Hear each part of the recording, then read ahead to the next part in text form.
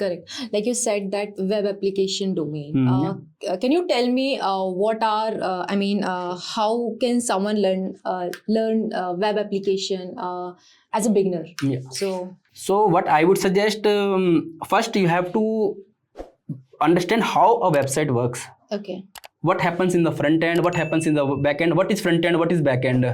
So you learn about these basic fundamental things, and then you can start learning about what are cookies, what is the authentication mechanism, what is access control. Okay. You can start with the basic programming language that is required for websites, which are your JavaScript, HTML, CSS. So learn about these languages. So once we have the fundamentals ready, sorted out, maybe try to build a website so that you will know how a website works.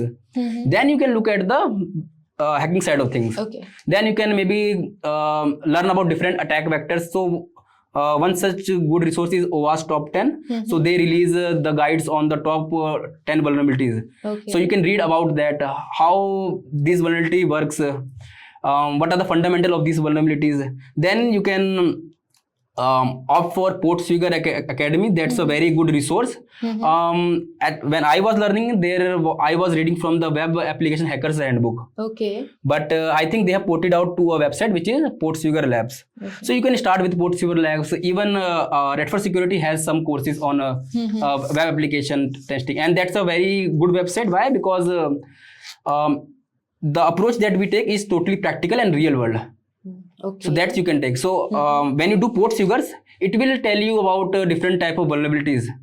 But you will lack the practical knowledge, how a pen test looks like for a web application. Okay. So that's what we included in our course. In our course, we have implemented the practical side of things, how you can pen test a web application. Okay. And how you can deliver a proper report. So these kind of things are missing in Portswigger, but you can again. There is you can learn both of the resources, and you will be in a good place to do web hacking. Okay. So this is how you can get started. Again, I think right now most of the vulnerabilities in web hacking are coming in the access control. So learn about how access control works and how you can break them. Learn about the newer technologies in web hacking, which are your how you can exploit JWT tokens, what is OAuth flow. So learn about these things. So that's how you can get started. Actually, there are a lot of things which you have to learn. Yeah. Me as a beginner, you already said so many things. So that's why we are coming with this podcast, so that they can just pause at each of the... But I can access, you refer that RedFox has their own course on websites. This is very helpful.